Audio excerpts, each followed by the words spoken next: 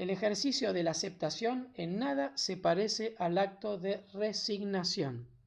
Es muy importante hacer la diferencia. Aceptar, aunque resulte paradójico para algunos, adoptar una actitud activa y positiva frente a lo que parece una dificultad, un trauma o un callejón emocional sin salida. Resulta esencial poder aceptar que esto es posible que pase, que de hecho ha ocurrido y puede llegar a ocurrir nuevamente, que puede provocar mucho dolor y que es necesario sentirlo para resignificarlo, o sea, darle un nuevo significado. Aceptar la pérdida y el dolor para dejar de juzgar y culpar a todos los cielos por lo ocurrido. El juicio es el origen del enojo y el enojo nos enquista en la parálisis de la violencia. Aceptar es identificar, hacerse cargo, entender que es muy probable que en ese momento no tengamos la posibilidad de cambiar la realidad. Lo que pasa aquí y ahora no significa que no pueda modificarse mañana o en un futuro. Seguramente lo lograremos cuando podamos aceptarlo. Esto es aceptación. Resignarse es otra cosa, nada que ver. Resignarse es la desesperanza, es resignar la mismísima negación, la iniciativa, es bajar los brazos, es resistirse a lo que pasa. Así que aceptación es fluir con lo que nos pasa más allá de lo que duela. Resignarse es resistirnos a lo que nos pasa. Cuando nos escapamos del dolor, la bronca, la impotencia y la insatisfacción persistente, cuando no aceptamos al dolor, le agregamos sufrimiento. Cuando no aceptamos al dolor, le agregamos sufrimiento. Y en este escenario no solo no hay posibilidad de cambio, sino que todo se torna más oscuro y lejano. Esto es lo que pasa con la resignación. Si no acepto, me resigno. Y si me resigno, entrego mi vida a la indiferencia, a la apatía. Eso es un duelo normal. Ahora vamos a ver qué es un duelo patológico. El proceso de duelo comienza en el preciso momento de la pérdida y termina cuando se logra resignificar el dolor y aceptar la realidad. La duración de los duelos es variable, como ya dijimos. Depende fundamentalmente del impacto de la pérdida, de la estructura de personalidad de la persona y de las características socioculturales de su ambiente. Si el duelo persiste pasados los 2 meses de la situación de pérdida, prestemos atención.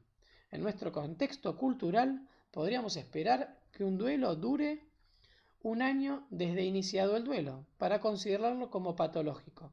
O sea que sí, podemos empezar a considerar un duelo como patológico cuando ya pasaron 12 meses del inicio del duelo.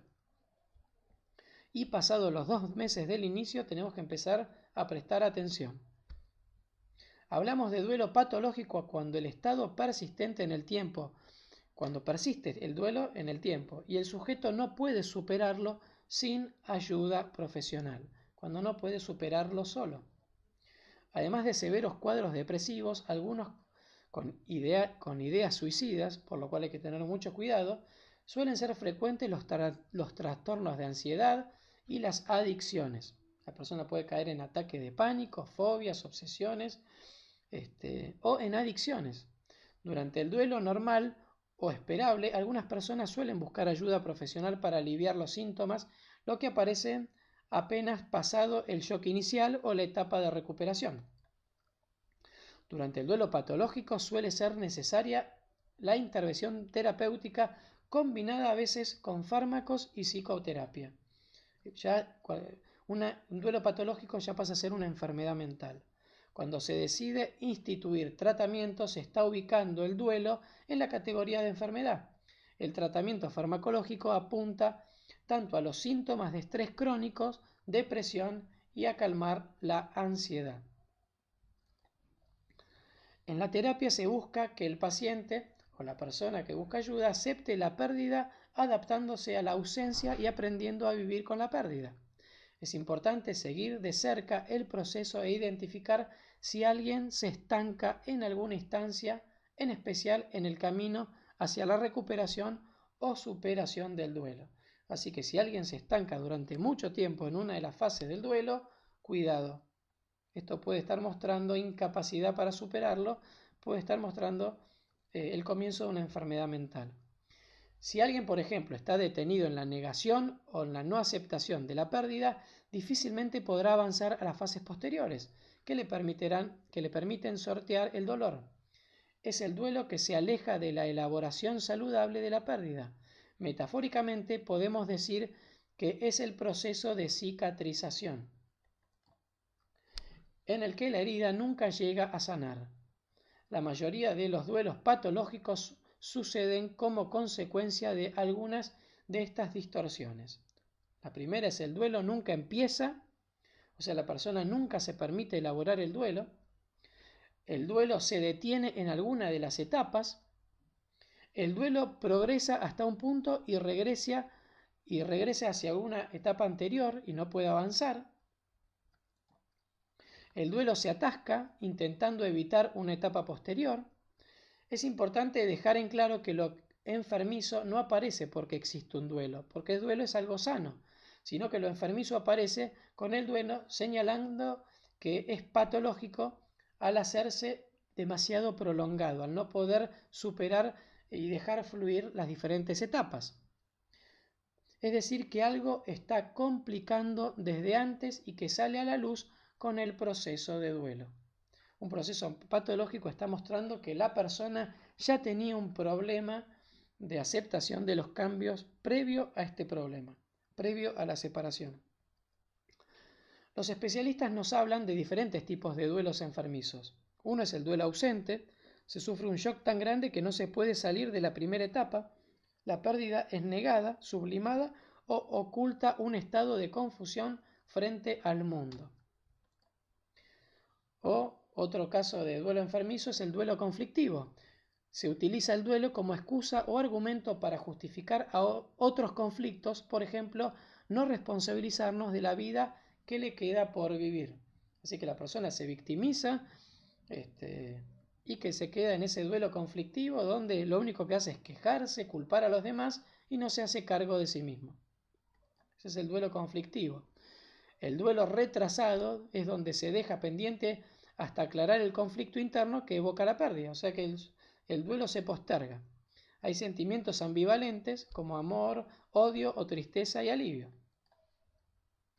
O el duelo desmedido. La expresión emocional se desborda, excediendo los límites de la integridad propia o de terceros. Muchas veces da paso al suicidio. Así que mucho cuidado con los duelos desmedidos, porque estas emociones intensas pueden acabar muy mal. También está el duelo crónico, es aquel en el que el proceso se recicla infinitamente sin terminar nunca.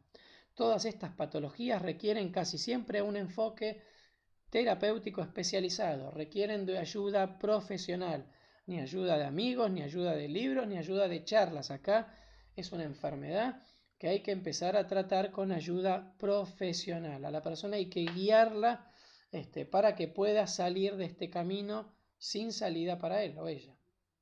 Es importante mencionar que en un divorcio o duelo, por divorcio, no solamente quien sufre la pérdida es quien padece un sufrimiento atroz, ya que si el dolor se convierte en patológico, puede arrastrar a todos los integrantes más cercanos de la familia, convirtiendo sus vidas en verdaderas tragedias.